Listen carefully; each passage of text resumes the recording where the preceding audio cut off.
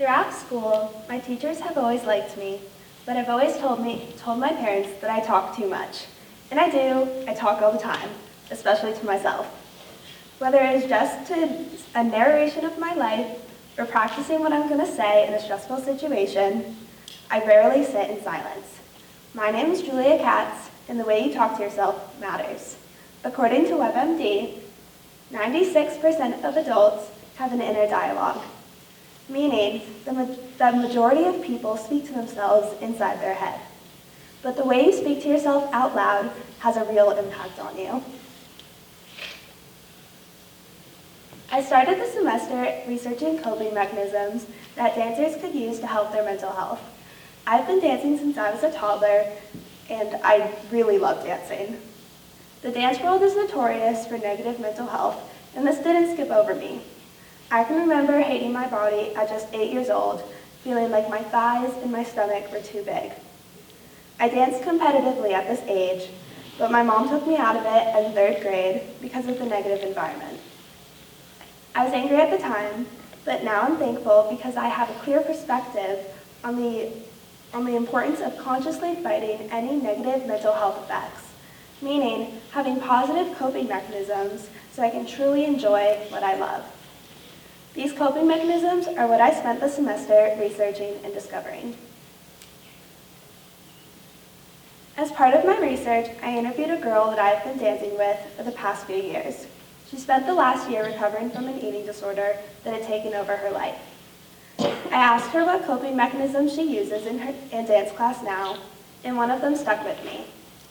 One reason many dancers suffer from eating disorders is because the walls of the dance studio are covered in mirrors, and you're constantly watching and comparing your body to others. But she changed her narrative with self-talk and made a story that the mirrors are lying.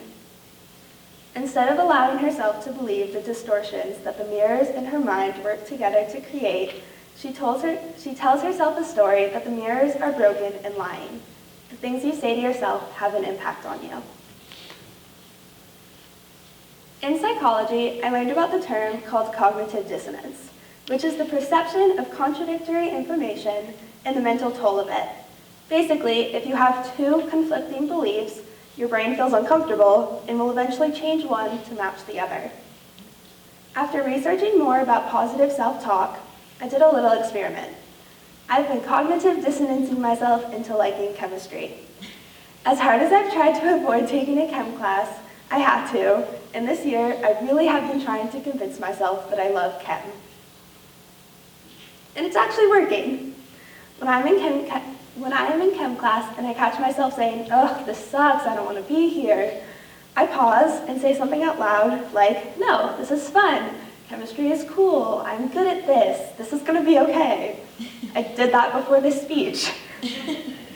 Ms. Mitchell laughs at me a little, and I laugh at myself too, but it's genuinely working. While this is a silly and small example of how positive self-talk can change the way you think about something, there's a scientific reason to why it works. Inside your brain, there are billions of neurons that communicate to each other through electrical signals called neurotransmitters. Each time a signal is fired, the pathway it travels on grows stronger. This is how muscle memory works. Like each time you kick a soccer ball, the existing neural pathway in your brain becomes stronger and stronger, meaning that kicking the ball in a specific motion becomes habit, muscle memory. Each time you positively speak about something, the more natural it will become and the more you will actually believe it. The way you talk to yourself makes a difference. Anxiety is a necessary human emotion, and it is what stopped the first humans from hugging a bear that looked really soft or eating a mushroom that smelled a little odd. But in modern days, where we don't have to worry about bears sneaking up behind us, anxiety presents in different ways. I get anxious a lot and overthink even more.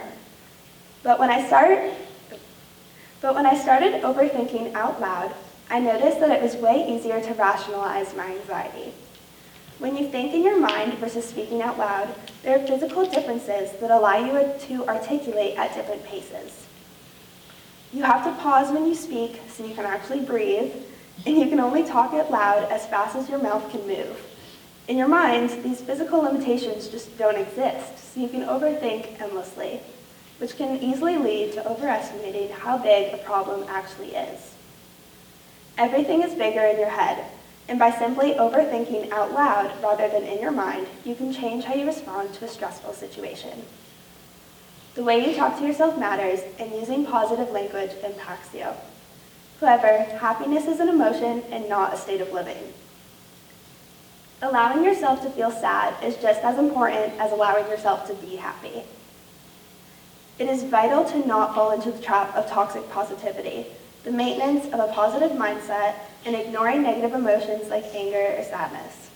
For me, I fight toxic positivity by consciously watching the words I use and making sure my language isn't limiting.